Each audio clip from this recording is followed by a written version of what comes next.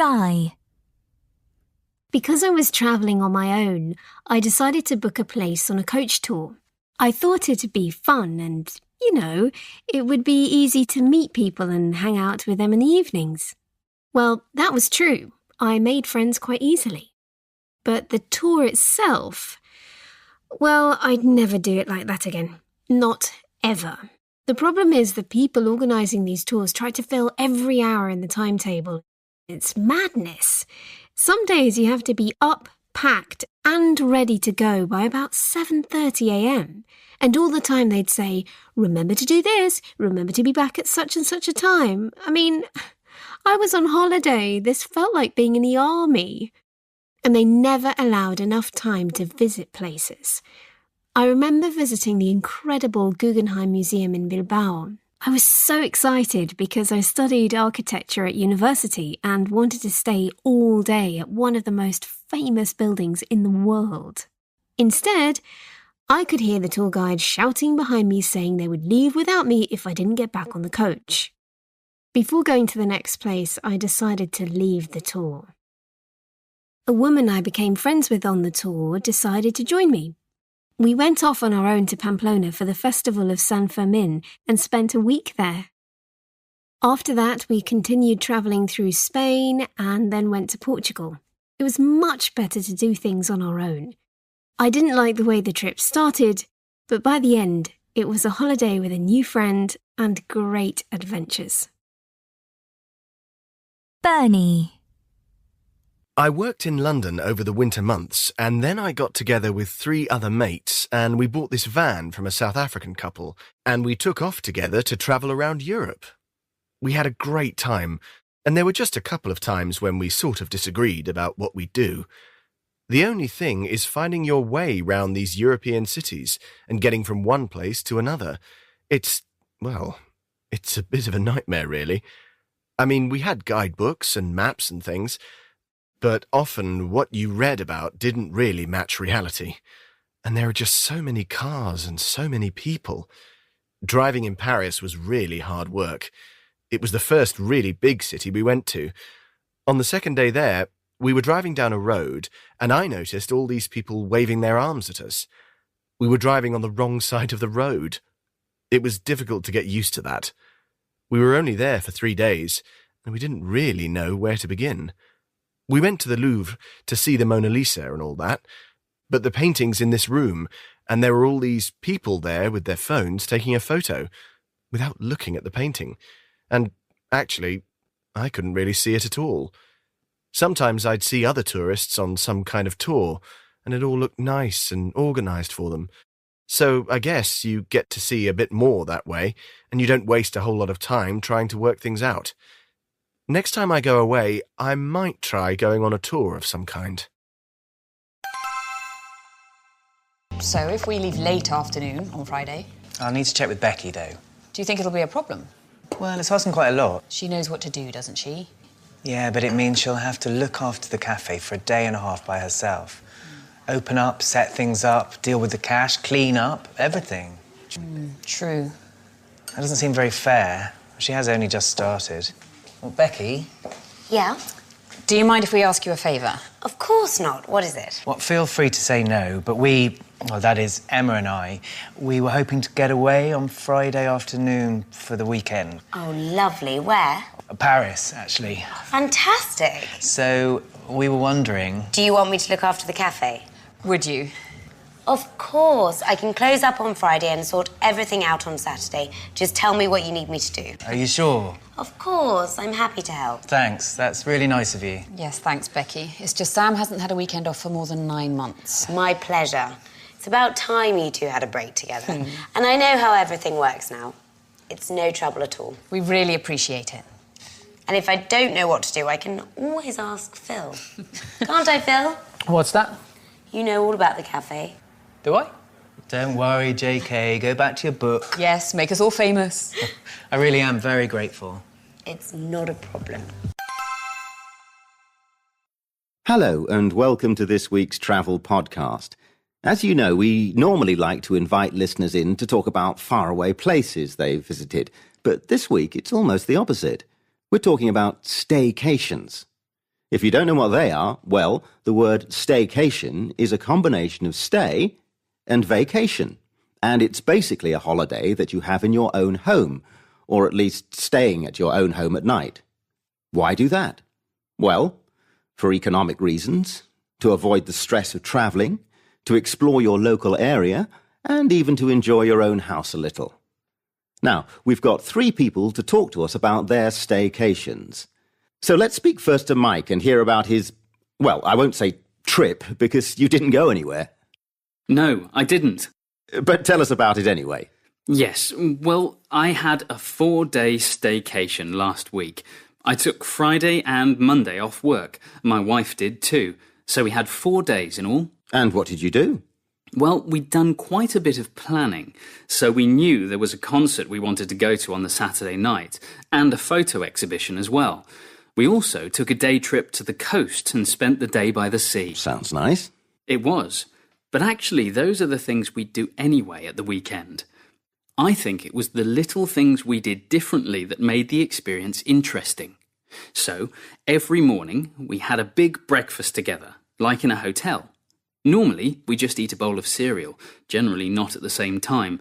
But this time, we prepared fresh fruit, had yogurt, something hot like mushrooms, that kind of thing. It was great to sit together and really enjoy it. Okay. And also, we had made some rules. No TV, no internet, no checking emails. So we did different things. We read a lot, we listened to music, I even did some painting, and my wife wrote some poetry. Oh, wow. Okay, now let's talk to our second guest, Samantha. Tell us about your staycation. Well, I wanted it to be active, like an activity holiday. So I planned everything around that idea. I tried to do something active every day.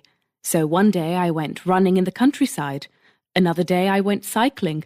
Then I went for a walk. Sounds tiring. It was. And actually, on the last day, I gave up and stayed at home and slept. The other thing I did was to treat myself to a takeaway every other day. I felt I'd earned it with all that physical activity. Well, thanks. Now, finally, let's hear from Louise. What did you get up to? Well, my experience was more of a challenge because, unlike the other 2, I've got 2 kids to entertain. Right, so what did you do to keep them occupied? Well, a bit like the others, I tried to find an activity every day. So we had a trip to the zoo, going to see a football match, going out for lunch to a restaurant, cooking all together at home, going to a concert. I tried to have the same rule as Mike, no TV or internet, but that was too hard with kids. They couldn't understand why we'd want to change. But overall, it went quite well. I think it felt different for the kids compared to just staying at home during the school holidays. They felt we were all doing something different. OK, thanks, Louise. So, as usual, I'll ask you all for a mark out of 10 and whether you'd recommend the holiday to our listeners. So first, Louise. I'd give it 7 out of 10. It's not easy with kids, but it's worth a try. Thanks. Samantha? 8 out of 10. I'd recommend it, but it's probably better to have more variation instead of doing sport every single day. OK. And Mike? I really enjoyed it. You have to make an effort, but if you do, I think it's a great way to spend a few days. So 9 out of 10. And yes, I definitely recommend doing what I did. In my country, there are mainly plains and river valleys in the south, although there are quite a few hills in the north. In the southwest of England, where I live, there are also moorlands like Exmoor and Dartmoor. The area I like most is the Jurassic Coast because it's got beautiful bays and cliffs. Part of it's in Dorset and part of it's in Devon, and it's now a World Heritage Site. It's important because it's got an incredible variety of rocks, rock formations and fossils. Some of the rocks there are over 250 million years old. My favourite natural landmark there is Durdle Door, which is a rock arch. It's huge and sticks out into the sea. It's really impressive. One of my favourite man-made landmarks is Stonehenge, a prehistoric stone circle about 100 kilometres west of London. It's one of the most important prehistoric sites in the world because of its size and because it's so well preserved, despite being built 4,500 years ago. There are different theories about what it was used for. It could have been a burial site, or it might have been a place where people came to be healed. The stone circle also functioned as a kind of observatory of the stars and planets, which would have been very important for the religion of the people then. I also like the Gherkin in London, a modern skyscraper made of metal and glass, with 5,500 glass panels. The Gherkin is in the financial area of London, the city, and was finished in 2004. It has 40 floors and is 180 metres high. The building is already one of Londoners' favourite landmarks and has also won lots of prizes for its revolutionary green architecture. I think the design's really cool. One day I'd like to visit the restaurant at the top. It must have amazing views, you know. Excuse me, can you recommend places to visit near here, please? Of course. I'd advise you to go to the monument to the Great Fire of London, which was in 1666. You can buy a joint ticket for the monument and for Tower Bridge. The monument is 61 metres high and has fabulous views of London, but it's important to be fit, as there are 311 steps. Ah, that's a problem, because I'm with my dad and my 5-year-old daughter. I see. I don't think you should do that then. OK. Can you suggest something else to do, please? Well, if I were you, I'd go to the Tower of London, which is just round the corner. It's really worth visiting. There are hundreds of things to see and do there, like the dungeons. And you mustn't miss the crown jewels, of course. Unfortunately, we've got to catch a train at 3, so we haven't got that much time. Well, in that case, there's no point in going to the tower. OK. What else would you advise us to do? It's a good idea to visit the HMS Belfast, a warship from the Second World War here on the river. Your dad would probably love it, and it's a pretty quick visit. But be careful when you go onto the ship. It can be a bit slippery. Interesting. How much is it? It's free for children under 16, £13.50 for adults, and £10.80 for senior citizens. Oh, that's a bit expensive. I'm sorry about this, but is there anything else you would suggest doing that's not too expensive and quite close to here? I suggest you go to All Hallows Church. It's the oldest church in London, and it's near the tower. And the entry is free. Good, that sounds great.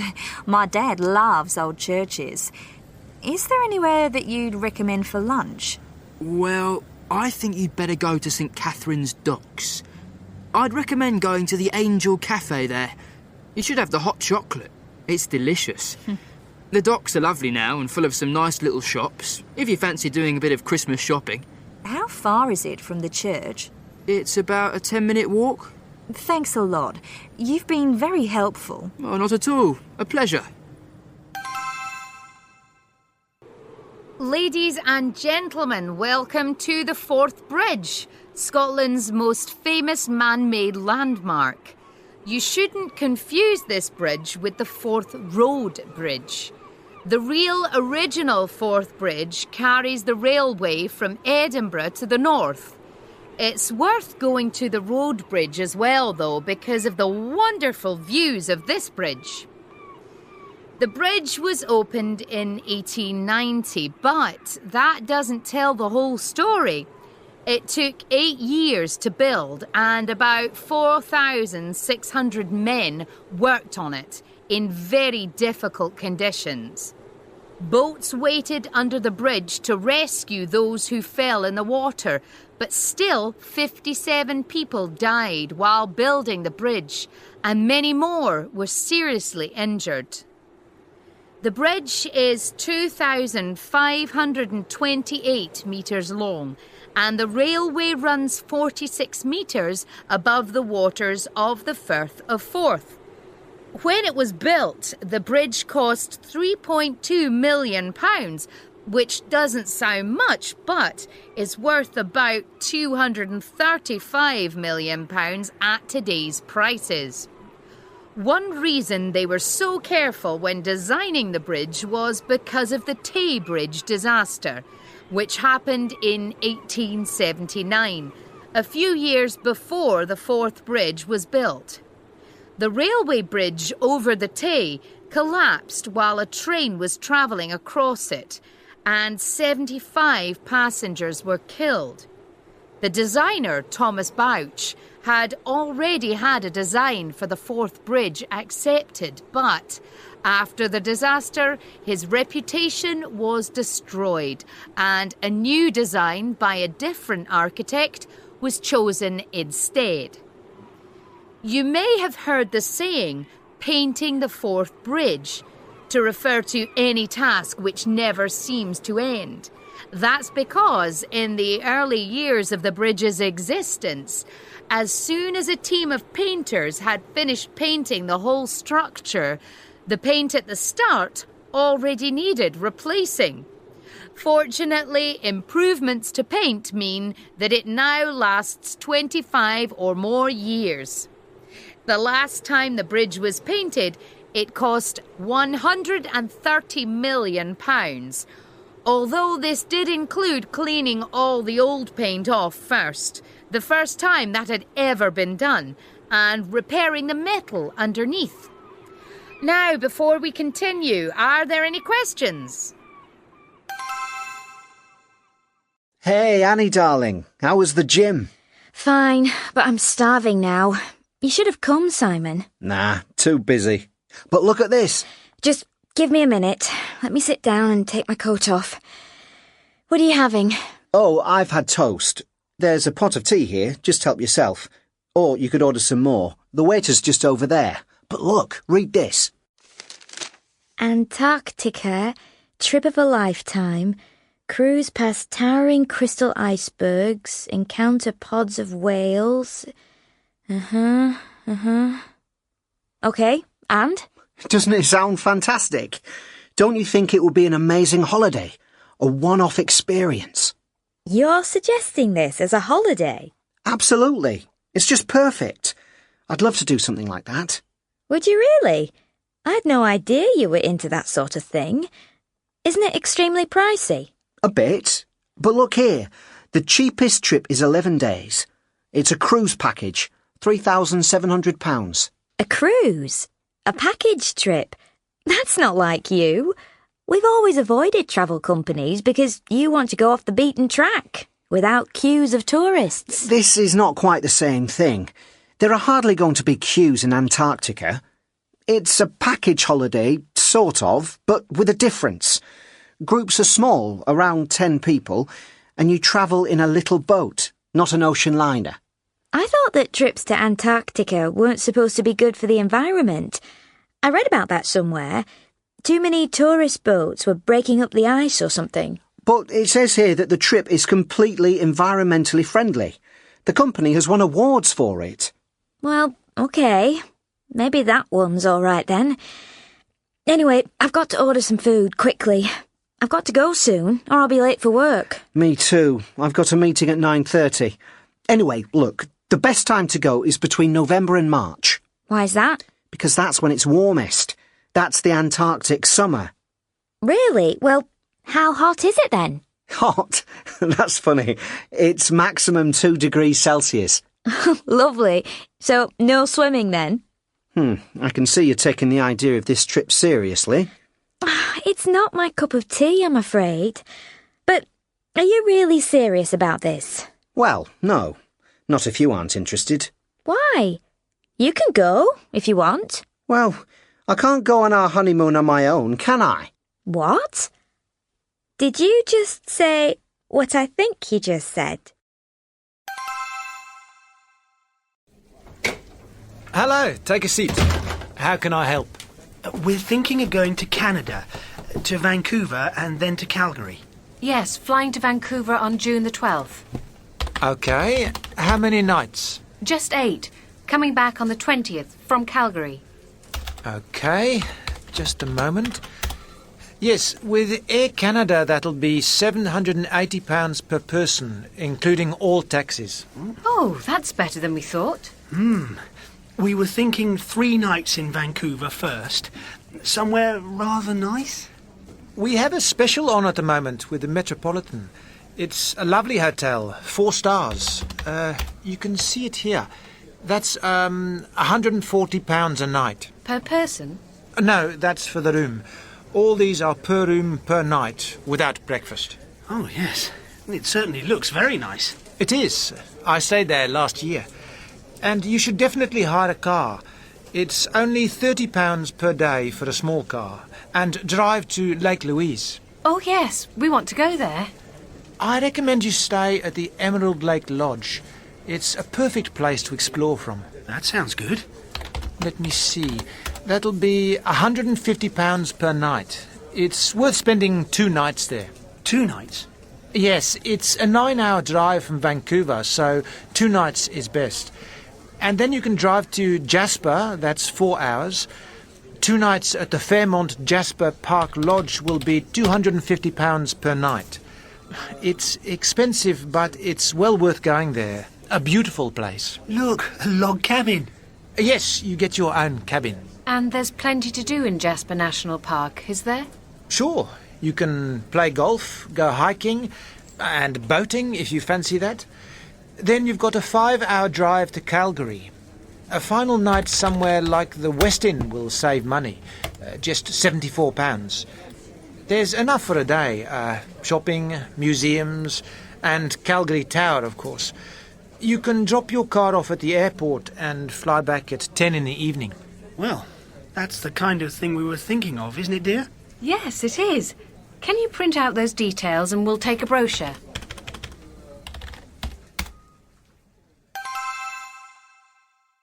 John, are you ready? Come on, let's get down early for breakfast for once, or all the best food will be gone. What do you feel like doing today? I'm not sure I want to spend another day lying around. You don't? Well, I don't really know in that case. Any ideas? I really don't mind, Ella, to be honest. OK. Well, do you fancy going on a tour? What kind of tour? There are a couple on offer today. There's a tour of the island, but it's a water tour. You go on a small boat to different beaches on the island, and you can picnic, swim, and go snorkelling. Sounds great. What's the other one? We could visit an ancient historical site on the coast. It's called the Knossos. It's really well preserved, and it's important in the island's history and the country's history as a whole. Sounds interesting. Well, as I say, I don't mind. Which would you rather do? To be honest, we've been doing a lot of swimming and that sort of thing since we got here, which is wonderful, I agree. But I fancy learning about some of the island's history. Let's face it, Greece has a lot of it. It also has a lot of sea.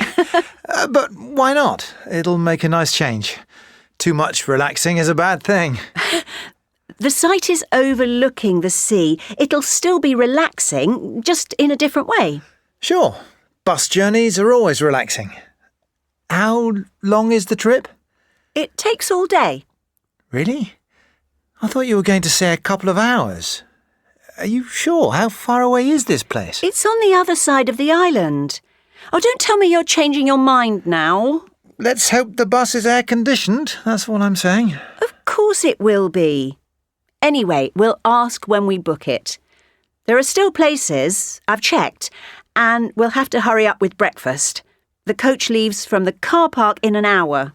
OK, if you're really sure you want to go. Oh, come on. We've done nothing all week. I thought that was the whole point of holidays. Doing nothing, relaxing. I think the point of them is to go somewhere different and to see lots of different things. Oh, go on, please come. There's no point in going alone. I didn't say I wasn't coming. You go and book the tickets and I'll have an ice cream to fortify myself for the long journey ahead. Great.